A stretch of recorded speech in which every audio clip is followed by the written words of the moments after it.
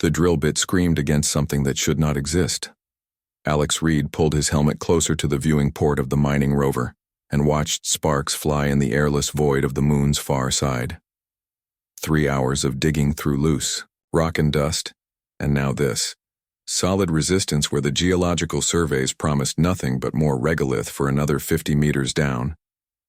"Ben, kill the drill," Alex called through his comm system. The young pilot's hands moved across the control panel and the mechanical shrieking stopped. Silence returned to the Chilkovsky crater, broken only by the soft hum of life support systems. Dr. Maya Singh floated over from her sample collection station, her movements graceful in the low gravity. "What did we hit?" The scans showed clear, drilling for at least 100 meters. Alex studied the readouts on his tablet. 47 years of space missions had taught him to trust his instruments, but also to question everything when the data didn't match reality. Something dense. Really dense. "Ben, bring up the ground-penetrating radar again." The pilot's fingers danced across his controls. New images flickered across their shared display, and Alex felt his breath catch. The radar painted a picture that made no sense. Geometric shapes stretching deep underground far beyond what their equipment could fully map. Perfect angles and smooth surfaces that nature never created. "That can't be right," Maya whispered. Her voice carried the tone of someone whose entire worldview had just shifted. "Run it again." Ben complied, adjusting frequencies and power levels. The results remained consistent. Massive structures lay buried beneath centuries of accumulated lunar dust, structures that followed mathematical principles and engineering concepts that seemed almost familiar, yet impossibly advanced. Alex made the decision that would change everything. "Suit up, we're going down." "Alex, protocol says we report this first," Maya protested, but she was already reaching for her EVA gear. "Earth needs to know." "Earth is 48 hours of committee meetings and bureaucratic delays away," Alex replied, sealing his helmet. "By the time they finish arguing about jurisdiction and proper procedure, we could have preliminary answers. Besides, what if it's just some unusual rock formation?" But even as he spoke the words, Alex knew they were looking at something extraordinary. His hands moved automatically through pre-EVA checks while his mind raced through possibilities. Ancient. Impact crater. Some kind of natural crystal formation? The rational part of his brain offered explanations, but his gut told him they were about to make history. The rover's drilling arm had already carved a narrow shaft into the surface. Alex rappelled down first, his suit lights cutting through. Absolute darkness. The walls around him showed clear tool marks in the upper sections, but as he descended, the excavated shaft gave way to something else entirely. Smooth surfaces reflected his lights back with an almost metallic sheen. "Alex, are you seeing this?" Maya's voice crackled through the comm as she descended behind him. He was seeing it, but he wasn't sure he believed it. The shaft opened into a larger space, revealing walls that curved with mathematical precision. His helmet light swept across surfaces covered in markings that looked almost like writing, but in no script he had ever encountered. "Ben, we need more light down here." Alex called up to the surface. Portable floodlights descended on cables, and the space around them sprang into brilliant illumination.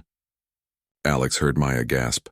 They stood in what was clearly a constructed chamber with walls that rose beyond the reach of their lights and passages leading deeper into the buried structure. But it was what Alex saw moving in those deeper passages that made his blood run cold. Faint lights no bigger than fireflies pulsed and drifted in the darkness beyond their illumination. As he watched, the lights seemed to respond to their presence, growing brighter and moving in patterns that suggested purpose, intelligence. "Those lights," Ben's voice came from above, tight with excitement and fear. "They're moving like they're alive."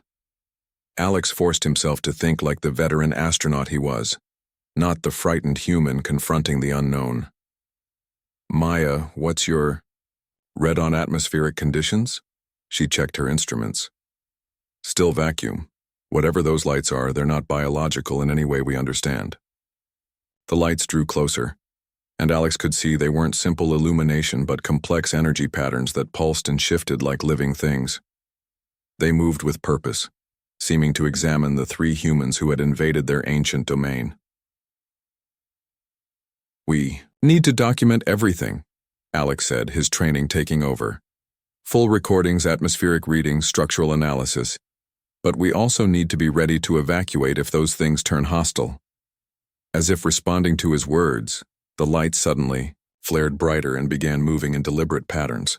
Complex geometric shapes formed and dissolved in the air, and Alex realized with growing awe that they were witnessing some form of communication attempt. "They're trying to talk to us," Maya breathed. Alex watched the light patterns intensify and multiply. More energy beings emerged from the deeper passages, filling the chamber with an otherworldly glow. The patterns became more complex, more urgent, as if the entities were trying to convey something important. "Ben, I need you to establish a secure link with Luna Base," Alex ordered. "Full encryption, priority channel. Tell them we've found something that changes everything." The young pilot's voice carried a tremor of excitement. "What should I tell them we found?" Alex looked around at the ancient chamber, at the impossible architecture, at the dancing lights that seemed to pulse with intelligence and purpose.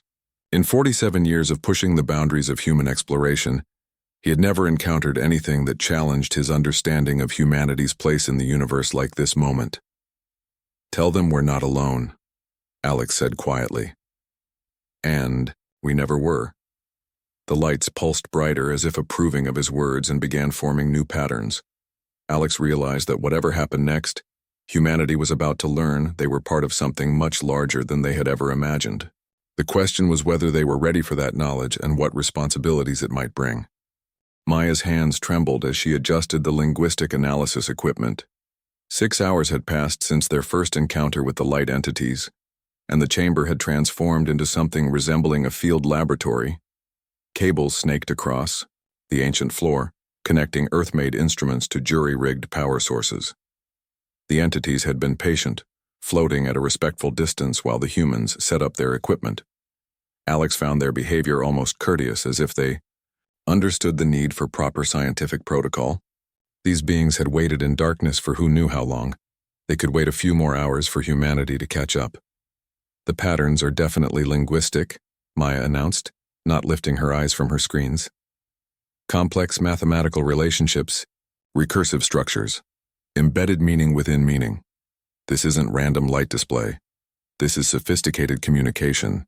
Ben descended from the surface with another load of supplies, his movements quick with nervous energy. "Luna Base is going crazy up there.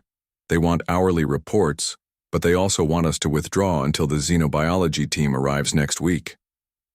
"Next week," Alex repeated with grim humor. "These entities have been waiting for centuries, maybe millennia, but Earth bureaucracy moves at its own pace." One of the light beings drifted closer, its glow shifting through spectrum bands that Alex's enhanced vision could barely process. The patterns it created seemed almost questioning, as if asking for permission to approach. "I think it wants to interact more directly," Maya said. "The energy signatures are changing when it gets near our equipment." Alex made another decision that would define humanity's first steps into a larger universe. "Lower your electromagnetic shields. Let it make contact with the translation matrix." "Alex, that could be dangerous," Ben warned. "We don't know what kind of energy these things use." "We don't learn by playing it safe," Alex replied. "Maya, what do your sensors tell you about hostile intent?" She studied her readings carefully. "No aggressive patterns. If anything, the energy signatures suggest curiosity, even excitement. Like it's been waiting for this chance to communicate." Maya powered down the protective barriers around her equipment. The light entity approached slowly, extending what looked like a tendril of pure energy toward the translation matrix. When the connection formed, Maya's screens exploded with data. "It's downloading our language," she whispered in amazement. "Not just English, but the underlying conceptual frameworks. It's learning how we think, how we organize information, how we understand reality itself." The process took only minutes, but Alex could sense the profound effort involved. The entity pulsed with what seemed like strain, processing decades of human linguistic development in a compressed time frame.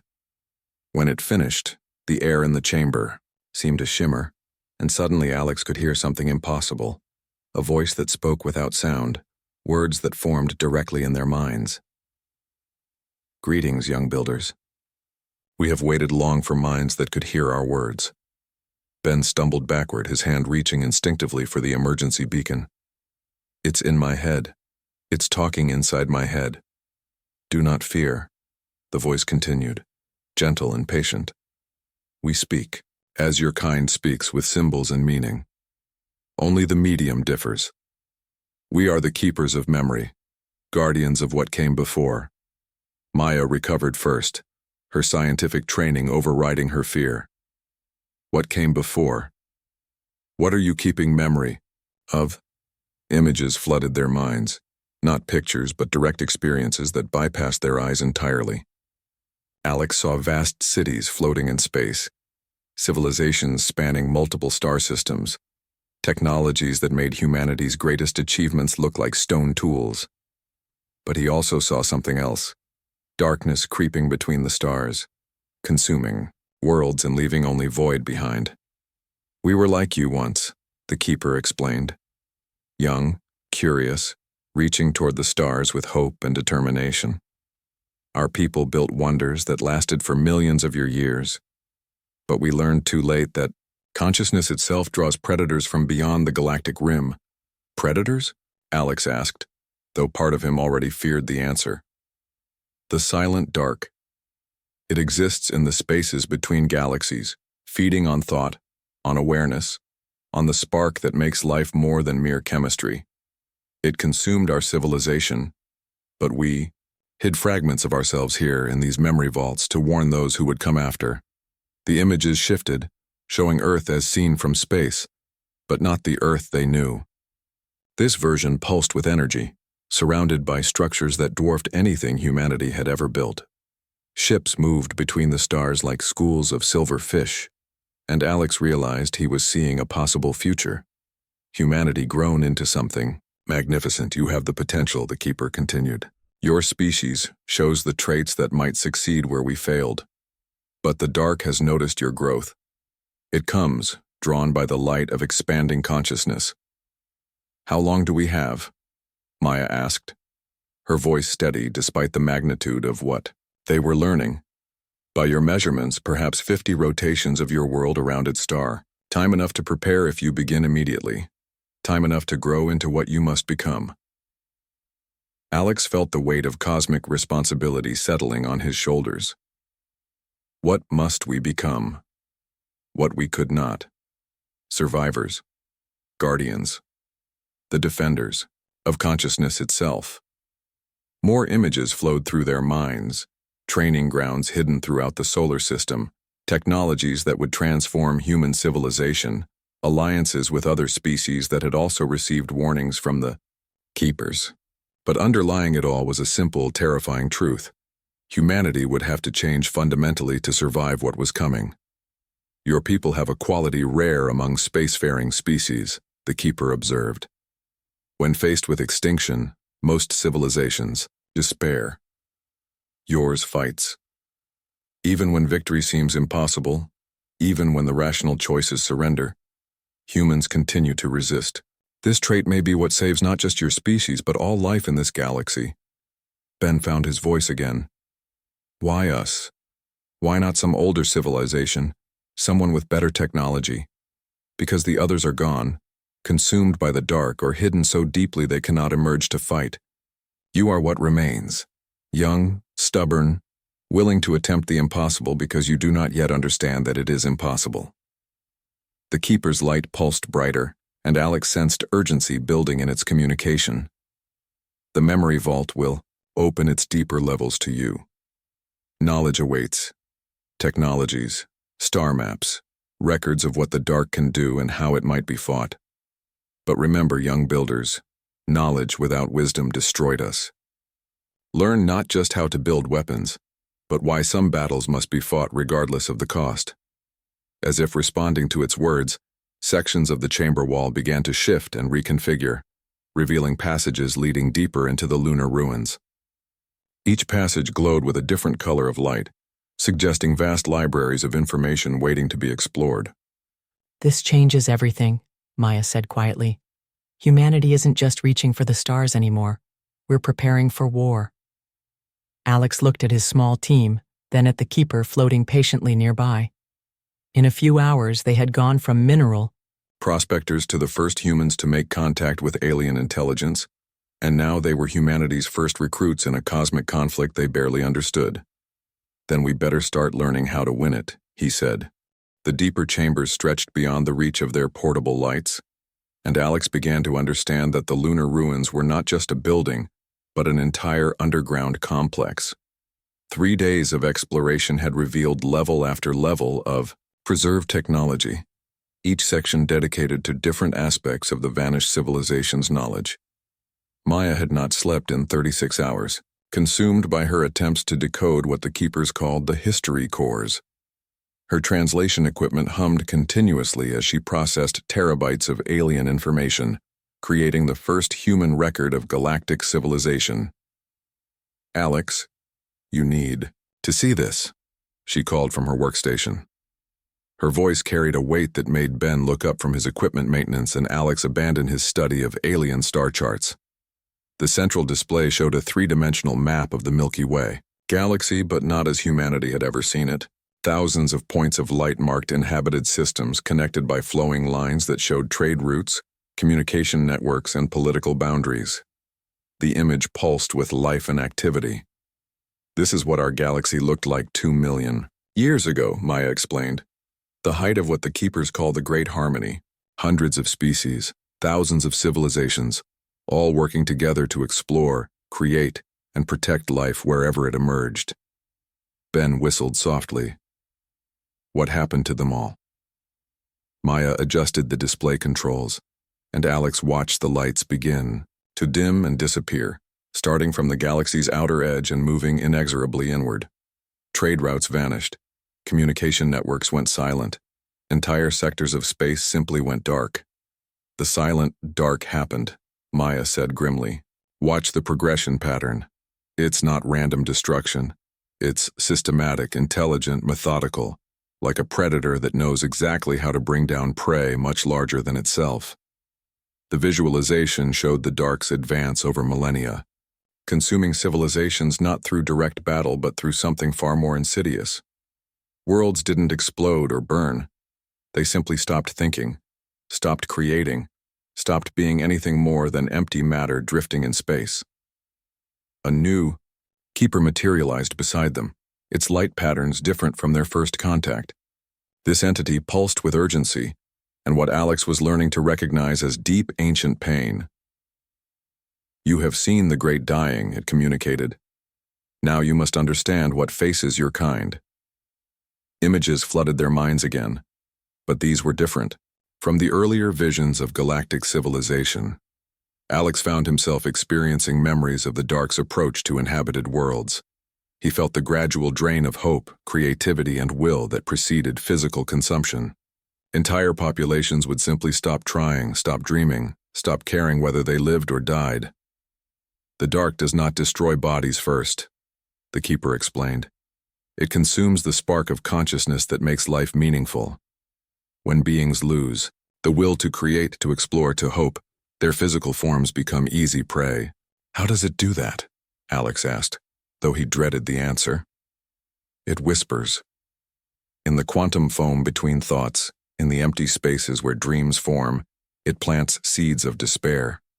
It shows civilizations their own limitations, their inevitable failures, the meaninglessness of their struggles against entropy. Most species listen and surrender. The images shifted to show the few worlds that had resisted. Alex saw desperate battles fought not with weapons but with pure force of will. Civilizations that chose to fight knowing they could not win, simply because the alternative was spiritual death. Some fought, the Keeper continued, its tone carrying what might have been pride mixed with grief. They created the warning systems, the memory vaults, the hidden archives of knowledge. They chose to leave something behind rather than fade quietly into darkness. And humanity? Maya asked. What makes you think we can succeed where they failed? The response came not in words but in a flood of human history. Every moment when their species had faced extinction and refused to yield. Ice ages survived. through ingenuity. Plagues conquered through determination. Wars ended through the stubborn belief that peace was possible. Again and again, humanity had stared into the abyss and decided to keep fighting. Your species does something unique, the keeper observed. When shown evidence of futility, you become more determined, not less. When told that resistance is hopeless, you resist harder. This quality is rare among spacefaring civilizations. Ben shook his head in confusion. But that sounds like stupidity, not strength. Perhaps, but stupidity that refuses to surrender has accomplished what wisdom that accepts defeat could not. Your people have a saying, it is better to light one candle than to curse the darkness. The dark feeds on cursing. It starves when beings choose to light candles instead. The chamber around them began to change, walls reconfiguring to reveal new passages and access points. Alex realized the ruins were responding to their growing understanding, opening deeper levels of knowledge as they proved ready to receive it. The memory vaults contain everything we preserved, technologies that can amplify consciousness rather than replace it, strategies for fighting enemies that exist partially outside normal spacetime, locations of other warning beacons throughout your galaxy, but most importantly, they contain the records of species that fought and died rather than surrender. You're asking us to take on a responsibility that destroyed civilizations millions of years more advanced than us, Maya said quietly. We are asking you to take on a responsibility that you are uniquely qualified to handle.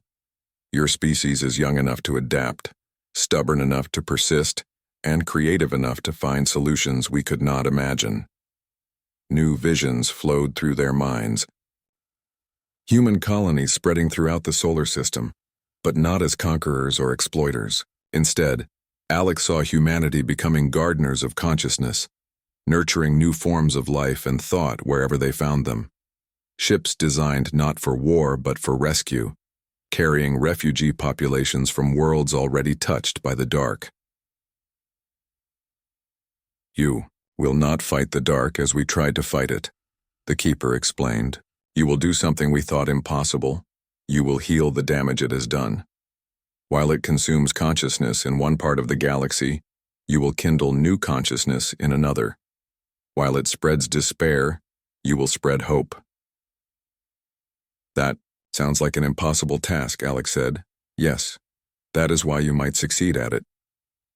The keeper's light began to pulse in what Alex had learned was their equivalent of urgent communication. Time grows short. The dark has noticed the awakening of your beacon systems. It comes earlier than we calculated, drawn by the rapid expansion of human consciousness across your solar system. You have perhaps 47 of your years, no more. Maya looked up from her analysis equipment, her face pale. 47 years to transform human civilization, spread throughout the galaxy, and prepare for a war against something that destroyed millions of advanced species? 47 years to become something new. Not just another starfaring species, but the species that chooses hope over despair, growth over safety, impossible dreams over comfortable surrender. Alex felt the familiar sensation that had driven him through decades of space exploration, the moment when a mission shifted from routine to historic, when individual choices would ripple across generations. He looked at his small team, then at the vast archives of alien knowledge surrounding them. Then we better get started, he said. Ben, prep a message drone for Earth. Priority Alpha transmission. Tell them to start building. Everything, everywhere, as fast as human ingenuity will allow. And tell them, the keeper added, its light pulsing with what might have been approval, that humanity's greatest adventure is not behind them. It lies ahead, in the dark between stars, where hope itself becomes a weapon. The chamber had transformed into something that defied physical laws. Alex stood in what appeared to be an infinite space filled with swirling galaxies, each one containing the light patterns of civilizations that had risen and fallen across cosmic time. But he knew this was not real space. This was inside the testing matrix that the keepers had spent a week preparing. Remember, Maya's voice echoed from somewhere that might have been very close or impossibly far away. This is not about having the right answers. It's about proving that humanity can make the choices necessary to survive what's coming. Ben's nervous laughter drifted through the strange environment. No pressure at all. The first test began without warning. Alex found himself standing on the bridge of a massive starship, but not alone. Around him stood representatives of humanity: scientists, soldiers, artists, farmers, children, elders. All of them looked to him for guidance. And through some means he didn't understand, he knew their lives represented every human being in existence. Before them hung a planet dying from some cosmic catastrophe. Billions of refugees waited for evacuation, but the ship's computer showed a grim reality. They could save perhaps half the population, but only if they left immediately. Wait longer to save more, and the expanding disaster would destroy the rescue ships along with everyone else. The choice seemed impossible, but Alex had learned something in his decades of space exploration. When faced with impossible choices, humans didn't spend time lamenting the unfairness of the situation. They found ways to make the impossible work. "Can we split the fleet?" he asked the ship's AI. "Splitting the fleet reduces individual ship survivability by 60%, came the mechanical response, "but increases total rescue capacity by 30%, Alex countered. "And if we modify the engines to overload mode?" "Engine overload would provide the necessary speed but destroys the ships. The crews would die." Alex turned to face the crowd of humanity around him. "We need volunteers." What happened next proved something the keepers had observed but never quite believed. Instead of debate or panic, hands began rising throughout the crowd. Not just military personnel trained for sacrifice, but teachers and mechanics and students and parents. Ordinary people choosing to give their lives so others might survive. "You cannot ask this of them," a voice spoke. Alex turned to see one of the keepers manifesting in the simulation, its light patterns clearly distressed. "No species should bear such burdens." "You're right," Alex replied. "But we're not asking them to bear the burden. We're choosing to share it." The simulation shifted and Alex found himself facing the next test. This time he stood in a council chamber filled with representatives of different species, some familiar from Earth's evolutionary history, others utterly alien. The situation was even more complex: limited resources, competing needs, and the knowledge that choosing to help one species might doom another. The alien representatives argued with increasing desperation, each presenting valid reasons why their people deserved priority. Alex listened to the cacophony of competing claims and realized the test was not about choosing correctly. It was about finding a way to refuse the premise of the choice itself. "We're approaching this wrong," he announced, cutting through the debate. "You're all arguing from the assumption that there isn't enough to go around. What if we're wrong about that?"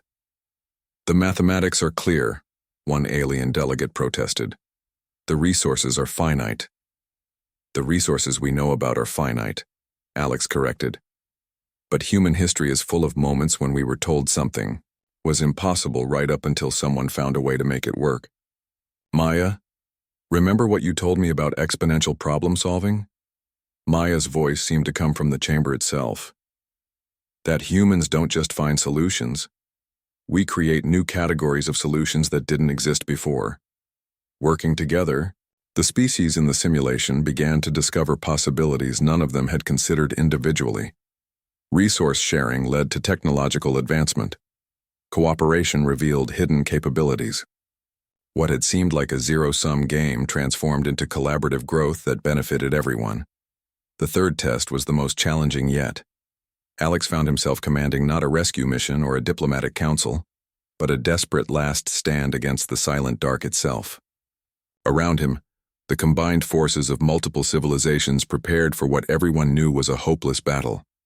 The dark approached not as ships or soldiers, but as a creeping absence of hope that made every weapon feel useless, every strategy seem futile. Alex could feel his allies beginning to falter as despair crept into their minds. "Sir," Ben's voice came through the simulation, tight with growing panic. "Our forces are losing the will to fight. Morale is collapsing across all battle lines." This was the test the keepers truly wanted to see. How humanity responded when victory was not just unlikely, but genuinely impossible. Alex watched readouts showing his forces declining effectiveness as the Dark's psychological assault took hold. Then he did something that no previous civilization had attempted in quite the same way. Instead of trying to inspire hope in his troops by promising victory, he acknowledged the hopelessness of the situation and asked them to fight anyway. "I won't lie to you," he broadcast across all channels. "We're probably going to lose this fight. The Dark has consumed civilizations more advanced than any of us. The odds are terrible, the enemy is nearly omnipotent, and most of us won't see tomorrow." The response should have been complete collapse of morale. Instead, something remarkable happened. Across the battle lines, beings of different species began to fight harder, not despite the hopelessness of their situation, but because of it. "But here's the thing about humans," Alex continued, his words somehow reaching not just his own forces but the aliens fighting alongside them. "We've always been terrible at accepting the inevitable. Every time reality tells us something can't be done, we take it as a personal challenge. Every time the universe says we should surrender, we get stubborn." The tide of battle began to shift. Not because the enemy grew weaker, but because the defenders discovered something the Dark could not consume: the uniquely human ability to fight hardest when defeat was certain. "The Dark feeds on despair," Maya's voice observed, analyzing the battle data. "But what happens when beings choose defiance over despair? When they refuse to be discouraged even by their own certain doom?" What happened was something the silent Dark had never encountered in millions of years of consuming civilizations. Instead of growing stronger from the despair of its enemies, it found itself starved of the psychological nourishment it required. Beings that fought without hope of victory, simply because surrender was unthinkable, created a kind of psychological weapon the Dark could not counter. The simulation dissolved, and Alex found himself back in the lunar chamber with Maya and Ben. The keepers floated nearby, their light patterns showing what he had learned to recognize as intense excitement. "In millions of cycles, across thousands of species, none have approached the trials as your kind does," the lead keeper communicated. "Others sought to prove their worthiness through wisdom, through technology, through spiritual enlightenment. You proved it through sheer bloody-minded refusal to accept the unacceptable." "So we passed?" Ben asked, still somewhat dazed from the simulation experience. "You did something far more significant. You showed us why the silent Dark may have finally met its match. Your species does not fight to win. You fight because the alternative is surrender, and surrender is simply not in your nature." The chamber began reconfiguring once more. But this time the changes were different. Instead of revealing new passages or archives, the walls themselves began to glow with active technology. Screens materialized showing star charts, construction blueprints, and data streams from across the solar system. "The archives are now fully accessible," the keeper announced. "All our technology, all our knowledge, all our warnings about what the Dark can do and how it might be resisted. But more importantly, you now carry the authority to speak for the galactic resistance. Other species that have hidden from the Dark will listen to you in ways they would not listen to us." Alex looked at the vast treasure trove of knowledge spreading out before them and felt the familiar weight of command responsibility. But this time the mission was not just the success of his small crew, it was the survival of consciousness itself throughout the galaxy. "Time to see what humanity can really accomplish when we put our minds to it," he said. 2 years had passed since Alex Reed first heard the drill bit scream against impossibly ancient stone. Now he floated in the observation deck of humanity's first true starship, watching the blue marble of Earth rotate below while construction. Crews worked around the clock on orbital platforms that dwarfed anything their species had ever built. The ship around him was not built according to human engineering principles alone. The keeper's knowledge had been integrated with human innovation, creating vessels that could survive in normal space, while also operating in the strange dimensions where the silent Dark was most vulnerable. But the real transformation had not happened in space. It had happened in the human heart. "Status report from the Mars yards," Maya announced, floating over with a data tablet. Her role had evolved from xenoarchaeologist to humanity's first galactic communications coordinator, responsible for maintaining contact with the dozens of hidden civilizations that were emerging from concealment throughout the galaxy. The Centauri. Refugees arrived safely, she continued. 17,000 survivors from the Alpha Centauri system. The Dark reached them 3 months earlier than we calculated, but our early warning network gave them time to evacuate. Alex nodded, but his attention was focused on the larger picture displayed on the observation deck's main screen. It showed a three-dimensional map of local space, marked with green icons representing human expansion, yellow icons showing allied species, and the slowly growing red zone that marked the Dark's advance into their galactic region. Ben Torres, now captain of the 3rd Exploration Fleet, materialized on the communication screen from his position near Jupiter. Alex, we've made contact with the Crystalline Collective near Vega. They've been hiding in subspace for 2,000 years, but they're willing to join the resistance. They have industrial capabilities that could triple our ship production. Good, Alex replied. And the beacon network? Operational from here to the galactic core. Every system with potential for consciousness development now has early warning capability. If the Dark tries its usual approach of gradual psychological assault, we'll know months in advance. The transformation had been remarkable to witness. Faced with an enemy that consumed civilizations, humanity had not tried to become better warriors. They had become better at creating the things worth fighting for. Instead of vast military fleets, they had built rescue armadas. Instead of weapons of mass destruction, they had developed technologies that could kindle new forms of consciousness in previously sterile systems. A soft chime indicated an incoming priority transmission. The main screen shifted to show a figure that still amazed Alex even after 2 years of regular contact. Ambassador Zeth of the Meridian Confederation, one of the galaxy's oldest surviving civilizations. Commander Reed, the alien's translated voice carried formal respect. I bring greetings from the Council of Survivors. We have completed our evaluation of human expansion patterns. And your assessment? Alex asked, though he could guess what was coming from the formal tone. In 2 rotations of your world, your species has accomplished what the Council believed impossible. You have not simply prepared for the Dark's arrival, you have created new forms of resistance that did not exist before. Civilizations that had hidden for millennia are emerging to join your efforts. Systems that had been stripped of consciousness are showing signs of renewal. Maya smiled at the confirmation of what they had all observed. The garden effect, she said.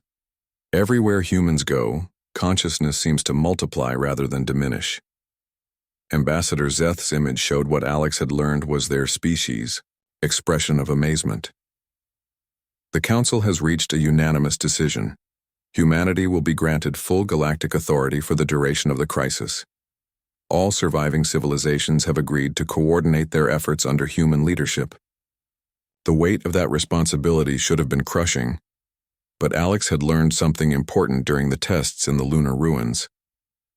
Humans did not succeed by being perfect. They succeeded by refusing to be intimidated by the magnitude of their responsibilities. Understood, Ambassador. Please convey to the Council that humanity accepts this trust. We won't let the galaxy down.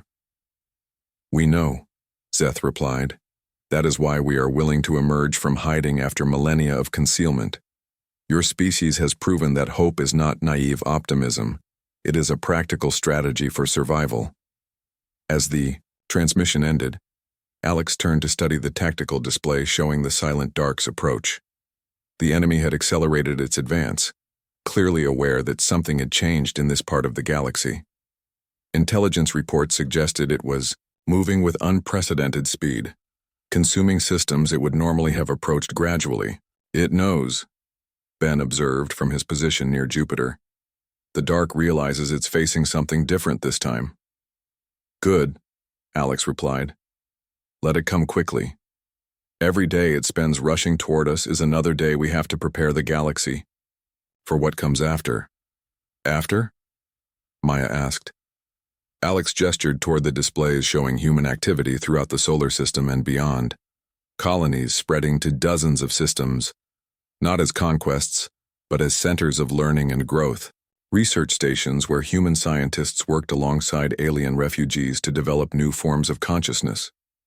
Ships full of artists and philosophers spreading throughout the galaxy, carrying humanity's most dangerous weapon, the belief that existence could be meaningful even in the face of cosmic indifference. After we survive this encounter with the dark, the galaxy is going to need rebuilding. Not just the physical structures, but the will to create, to explore, to hope for something better. That's what we're really preparing for. Not just winning a war, but healing the damage that millions of years of fear have caused. The communication system chimed again, this time with an emergency signal from the outer system monitoring stations. The display showed something that made Alex's blood run cold despite 2 years of preparation. Massive distortions in space-time at the edge of the solar system, the signature of the silent dark's arrival.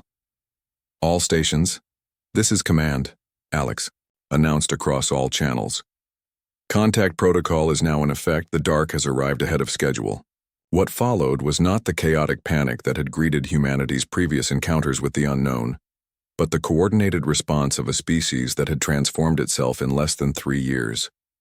Ships moved into defensive positions not to fight a traditional battle, but to implement strategies that no previous civilization had attempted. Instead of trying to destroy the dark, humanity began broadcasting. Every communication array in the solar system turned toward the approaching enemy and began transmitting, not weapons or threats, but stories. Human history, human art, human music, human dreams. The combined voices of billions of people all saying the same thing in different ways. Existence is meaningful, consciousness is valuable, hope is stronger than despair. The dark is responding, Maya reported, her voice tight with tension. It's not advancing as quickly as our projections suggested. The broadcast seems to be confusing it. The alien entity had spent millions of years consuming civilizations that fought it with weapons or tried to hide from it in fear. It had no experience with beings that responded to the threat of annihilation by celebrating everything that made life worth living. Phase 2, Alex ordered. Begin the Lighthouse Protocol. Across the solar system, devices built with Keeper technology but powered by human determination began to activate. They did not create shields or weapons, but something far more dangerous. To an entity that fed on despair, they amplified consciousness itself. Every human mind became a beacon, broadcasting creativity, curiosity, and stubborn hope into the quantum foam where the dark lived. The effect was immediate and stunning. The dark's advance faltered, then stopped entirely. For the first time in its ancient existence, it encountered prey that became stronger when threatened, more creative when faced with destruction, more united when confronted with annihilation. Reports coming in from monitoring stations. Ben announced, his voice filled with amazed disbelief. The dark is retreating. It's actually pulling back from our system. But Alex knew this was not victory, it was reprieve. The dark would return with new strategies, new approaches to consuming consciousness. The real test would be whether humanity could maintain its response not just during moments of crisis, but across the decades and centuries it would take to truly heal the galaxy's wounds. Begin Phase 3, he ordered. Emergency expansion. Protocol. We need to reach every system the dark has abandoned and begin restoration work immediately. The months that followed proved that humanity's greatest strength was not their technology or their courage, but their absolute refusal to accept that any situation was permanently hopeless. Teams of humans spread throughout the abandoned regions of the galaxy, bringing with them not just advanced technology but something far more valuable. The unshakable belief that consciousness could be rekindled anywhere, that hope could take root in the most barren soil. Years passed. The dark made periodic attempts to resume its advance, but each time it encountered the same response. Civilizations that grew stronger when threatened, that created more beauty when faced with destruction, that found meaning in the act of resistance itself. Alex, now older and bearing the title of Galactic Coordinator, stood once again in the observation deck of humanity's flagship. But the view had changed. Instead of looking down at a single blue world, he gazed out at a galaxy slowly returning to life.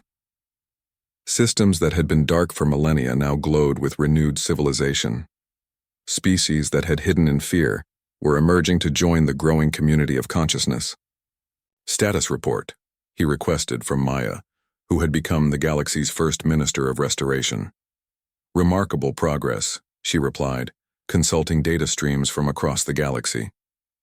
300 systems now show active consciousness development.